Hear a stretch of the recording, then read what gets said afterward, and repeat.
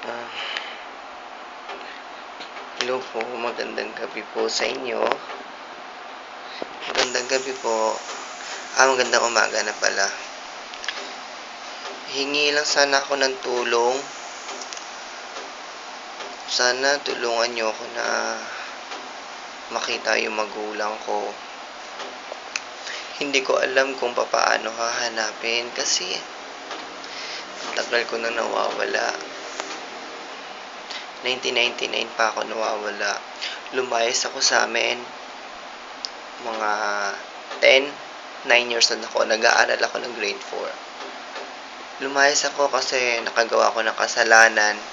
Napakaliit na kasalanan. Nasira ko lang naman yung TV, yung ikutan ng TV. Tapos hindi ko na naibalik. Pero okay naman. Natakot ako mapalo. Kaya ayun, lumayas ako sa amin. Dati na ako lumalayas, pero doon lang sa amin, malapit lang. Kaya nakikita ako agad ng mama ko. Pero ito, lumayas ako na malayo. Ang laki kong tanga kasi sumakay ako ng jeep. Doon ako naligaw tapos naging pulubi ako. Kumain ako sa basura, natulog ako sa kalsada.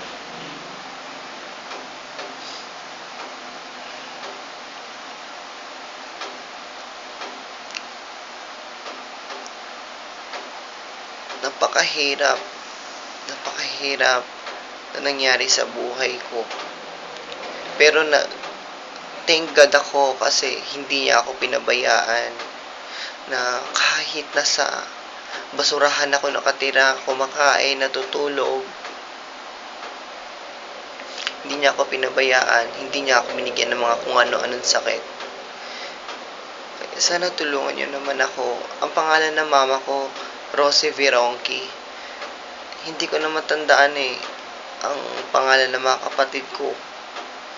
Sana tulungan niyo naman ako. Gustong-gusto ko sila makita. Walang araw na pinagdadasal ko sila. Please naman po. Gusto ko po ng tulong. Sana po matulungan niyo ako. Baka isipin niyo, gawa-gawa ko lang to. Hindi ko to gawa-gawa. Please lang po. Tulungan niyo ako.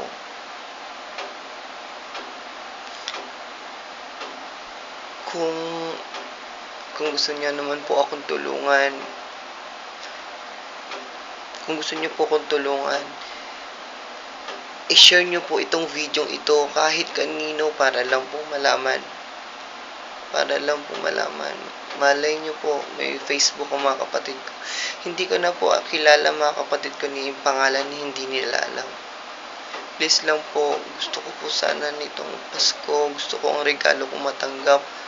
Pakita ko mga magulang ko. Nakikiusap po ako sa inyo. Nakikiusap po ako talaga. Please. Thank you po.